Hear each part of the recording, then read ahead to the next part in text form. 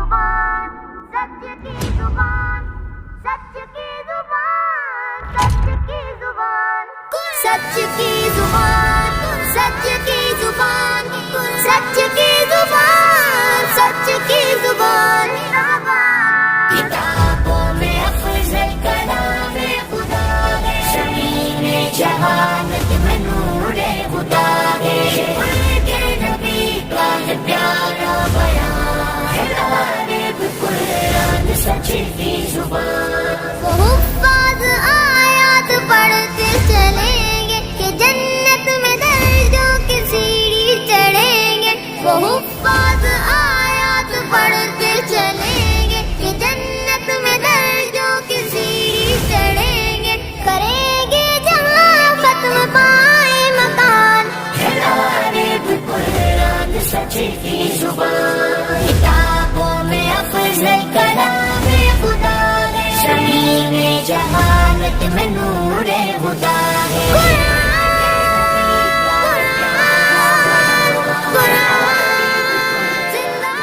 الرحمن الرحيم نحمده ونصلي على رسوله الكريم أما بعد فأعوذ بالله من الشيطان الرجيم بسم الله الرحمن الرحيم قل هل يستوي الذين يعلمون والذين لا يعلمون وقال رسول الله صلى الله عليه وسلم فضل العالم على الآبد كفضل القمر ليلة البدر على سائر الكوكب صدق الله العلي العظيم وصدق الرسول النبي الكريم۔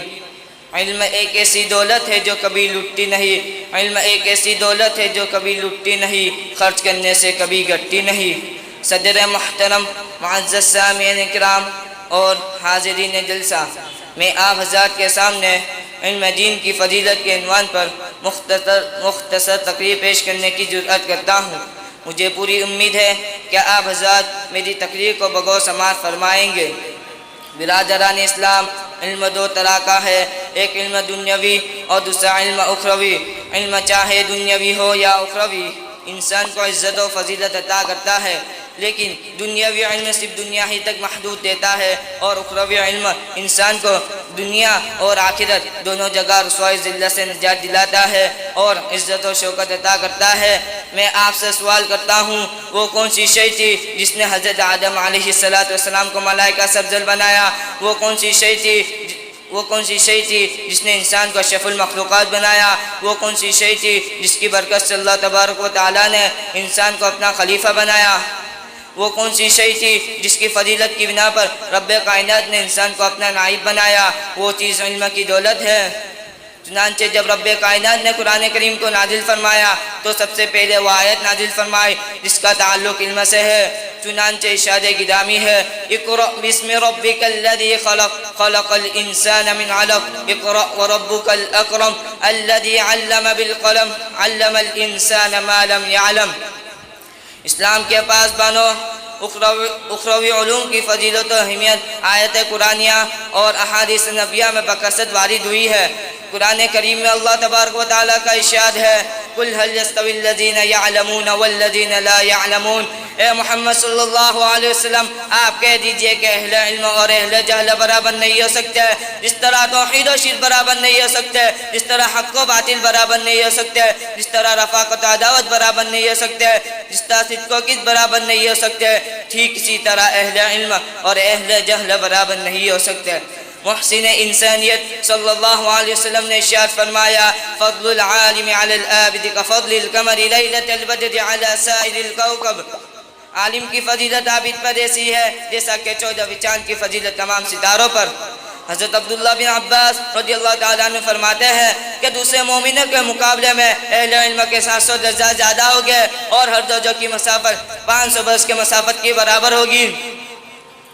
برادران اسلام، لیکن آج کے دور کے مسلمان اپنے بچوں کو اسلامی تعلیمات سے دور رکھتے ہیں اور کمزین بچوں کو انگریزی تعلیمات دیتے ہیں۔ یہ صرف شیطان کا فریب ہے۔ وہ شیطان مردود جس نے عہد کیا ہے کہ بنی آدم کو جہنم میں پہنچائے گا، وہ شیطان جو ہماری دین و اسلام کا دشمن ہے، وہ شیطان جو ہمارے معاشرت کا دشمن، جو ہمارے کلچر کا دشمن، جو ہمارے کردار کا دشمن، جو ہمارے تہذیب و تمدن کا دشمن، جو ہماری سوسائٹی کا دشمن، جو ہمارے ایمان و اخلاق کا دشمن۔ یہ شیطان ہمارا ازلی دشمن ہے، اپنی خوبصورت اور رنگین جال میں پھنسا کر ہمیں اسلامی تعلیمات سے دور رکھنا چاہتا ہے۔ یاد رکھے اگر ہم اپنے کمسنوں معصوم بچوں کے خیر خواہ ہے تو ایسا عالم دین بنائے، اس لیے کہ محسن انسانیت صلی اللہ علیہ وسلم کا ارشاد ہے یستغفر للعالم ما فی السماوات والارض، زمین و آسمان میں جتنی اشیاء ہے وہ سب عالم کے لیے مغفرت کی دعا کرتے ہیں، عالم کے لیے ملائکہ بھی مغفرت کی دعا کرتے ہیں، عالم کے لیے جنات بھی دعا کرتے ہیں، عالم کے لیے کیڑے مکوڑے بھی دعا کرتے ہیں، عالم کے لیے سمندر کی مچھلیاں بھی دعا کرتی ہے، عالم کے لیے زمین و آسمان بھی دعا کرتے ہیں۔ لیکن اس کے باوجود مسلمانوں کا حال یہ ہے کہ انگریزوں کی چال میں پھنس کر ہم اپنے دین و معاشرت کو داغ کر رہے ہیں۔ چاہیے تو یہ تھا کہ ہمارا دین صحابہ کے دین کے مانند ہوتا، ہمارا معاشرہ صحابہ کے معاشرے کے موافق ہوتا، ہمارا کردار صحابہ کے کردار کے مانند ہوتا، ہماری تہذیب مسلمانوں کی تہذیب ہوتی، ہماری سوسائٹی اسلام کی سوسائٹی ہوتی، لیکن سب کچھ اس کے برعکس نظر آیا۔ کسی شاعر نے کیا ہی خوب کہا ہے، سمجھ میں کچھ نہیں آتا دنیا کا حساب الٹا، سمجھ میں کچھ نہیں آتا دنیا کا حساب الٹا، نصیحت کیجئے جس کو ملتا جواب الٹا۔ عزیزان گرامی، ابو الاسود رحمۃ اللہ علیہ فرماتے ہیں کلمہ سے زیادہ کوئی سے عزت والی نہیں۔ بادشاہ لوگوں پر حکومت کرتے ہیں اور علماء بادشاہوں پر حکومت کرتے ہیں۔ حضرت عبداللہ بن عباس رضی اللہ تعالیٰ عنہ فرماتے ہیں کہ رب کائنات نے حضرت سلیمان علیہ السلام کو یہ اختیار دیا تھا، 3 اشیاء ہے جسے چاہے پسند فرمائے، علم، مال اور سلطنت۔ حضرت سلیمان علیہ السلام نے علم کو پسند فرمایا اور خدا تعالیٰ نے مال اور سلطنت کو علم کے ساتھ عطا فرمایا۔ اگر آج ہم اپنے بچوں کو دین کی تعلیم دیں تو یہی بچے آخرت میں ہمارے شان و شوکت کے ذریعہ بن سکتے ہیں۔ ملت اسلامیہ کے نوجوانوں، اس واقعے سے عبرت حاصل کرنی چاہیے اور اپنے بچوں کو دین کی تعلیم دیں، اس لیے کہ عالم کے قلم کی سیاہی شہیدوں کے خون سے بھی افضل ہے۔ حضرت حسن بصری رحمۃ اللہ علیہ فرماتے ہیں کہ علماء کرام کے قلموں کی سیاہی اور شہیدوں کے خون کو تولا جائے تو علماء کرام کے قلموں کی سیاہی زیادہ ہو جائے گی۔ کیوں نہ ہو، علم کی طرف عبادت ہے، علمی گفتگو جہاد ہے، علم تنہائی کا ساتھی ہے، علم سفر کا رفیق ہے، علم دین کا رہنمائی ہے، علم تندرستی اور خوشحالی میں چراغ راہ ہے، علم دل کی زندگی ہے، علم سے ہی خدا کی عبادت و اطاعت کا حق ہوتا ہے، علم امام ہے اور عمل اس کا تابع ہے۔ لیکن افسوس کے صد افسوس کہ آج علم دین کی فضیلت و اہمیت کو نہیں پہچانتا، حالانکہ علم دین اپنی روشن پاس کرنوں سے تحریف و تلبیس کے طوفانوں کو مٹا دیتا ہے۔ علم دین ایک ایسی ضیاء ہے جس سے رضا الہی کی منزلیں چمکتی دکھائی دیتی ہے۔ لہٰذا اللہ تبارک و تعالیٰ سے دعا کرے کہ اللہ تبارک و تعالیٰ ہمیں علم دین کی سمجھ اور اس کی اہمیت ہمارے قلوب میں بٹھا دے۔ آمین وما علینا الا البلاغ۔